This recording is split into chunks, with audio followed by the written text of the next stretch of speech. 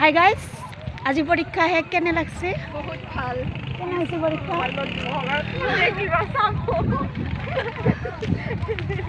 guys hello' Namita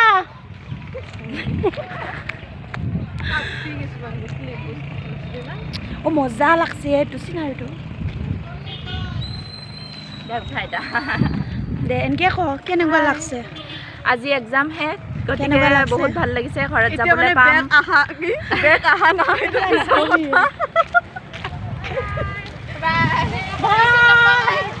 ইউটিউবত যাব দে কিবা